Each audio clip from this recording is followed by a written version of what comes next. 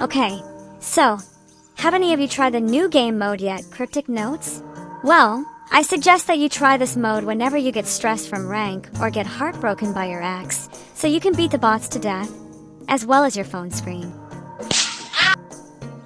Jokes aside, last time we discussed the overview of the game, such as what this game mode is all about and what makes it interesting to play. Now, we're going to dive deeper into the gameplay itself, sharing some guides about how to play Cryptic Notes and everything you need to know. Though, if I'm being honest, there is already a tutorial for this mode. But since the tutorial only covers the general stuff, and there are probably people who are too busy to go through it, I still wanted to make this guide anyway. I'll try to make this as compact as possible though. So first thing first, Cryptic Notes mode can be accessed through the usual interface when you want to pick a game mode, like rank, quick match, stressing match, and other modes alike. Once you pick the mode, you'll be taken into a specific menu for Cryptic Notes, which you can see right here. There are several menus you can access here, and this might look really confusing, especially when you see it right after a math exam. So, let's dive into each of them to make things a little less stressful. First, on the top right corner, you can see your current points, as well as the settings, help, friends, and file buttons. The current points show the amount of points you have, which you can use to buy things before entering a match.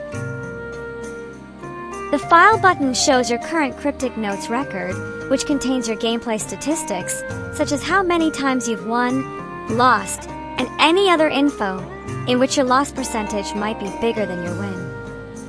The Friends button works the same as the usual Friends button, which you might never use if you're a hardcore solo player. The same goes for the Help menu and Settings menu. Next, on the right side, you can see several menus, such as the Quest, Classic, and Recruit menus. The Quest menu is where you can see your gameplay progress and the story that goes along with it. There are currently 50 quests in total, so this is where you can track how far you've gone in completing them.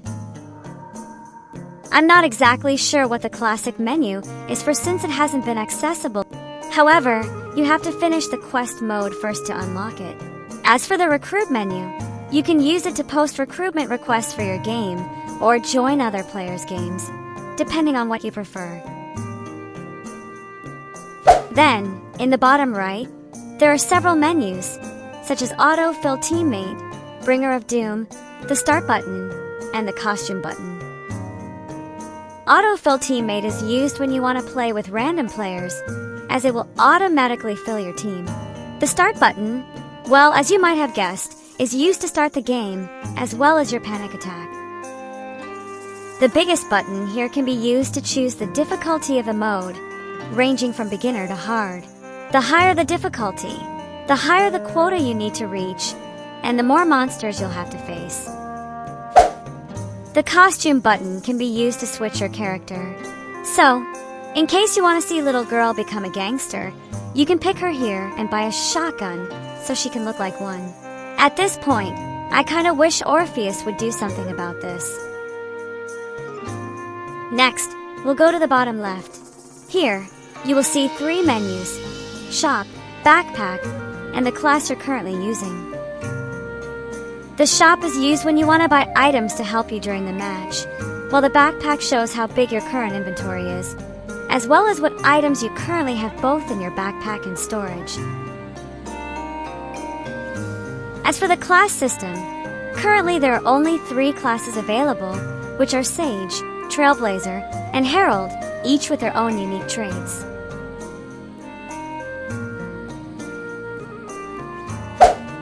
Finally, on the left side of the screen, there are the Survivor and Hunter menus.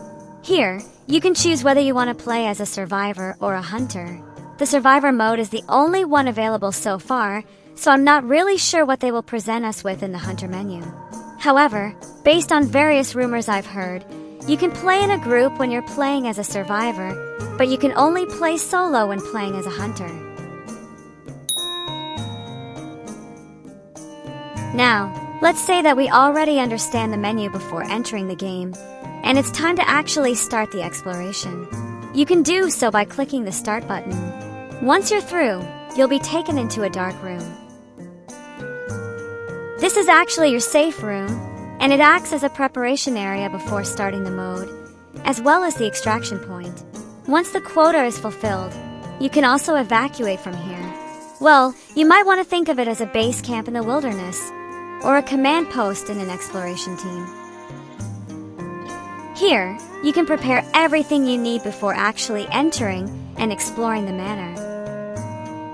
There are several menus here where you can buy items, change your appearance, repair depleted items, change your class, and so on. You'll have to do this before the countdown ends, because once it reaches 0, the main door will open and the exploration countdown will begin.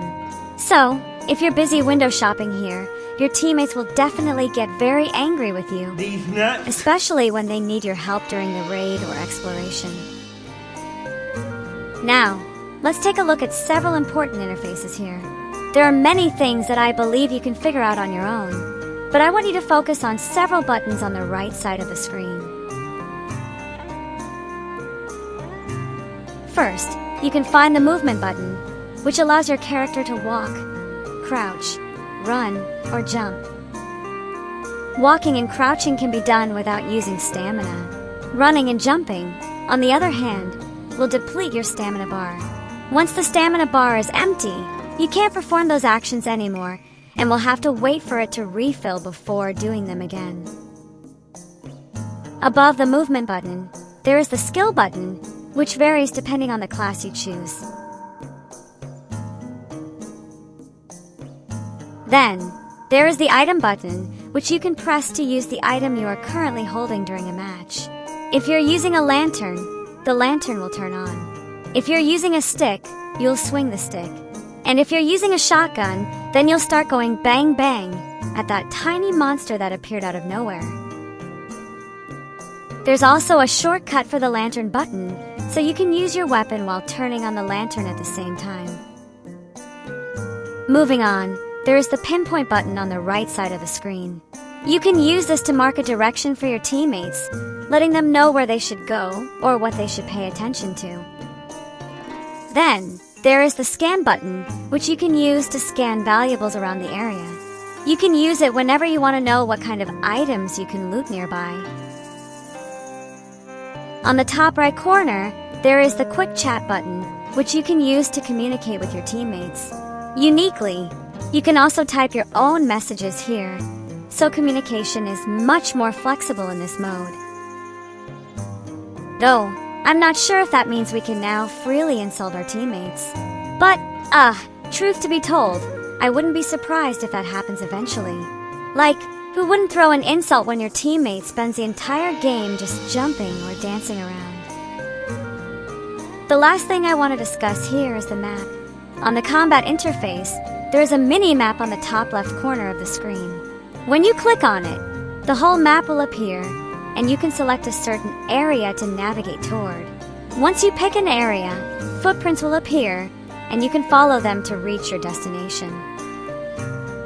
More or less, those are the interfaces that I believe are important in this mode. Next, we'll have actual gameplay footage, so stay tuned if you want to dive deeper into this chaotic mode together with me. Thanks a lot for staying with me, and have a good day.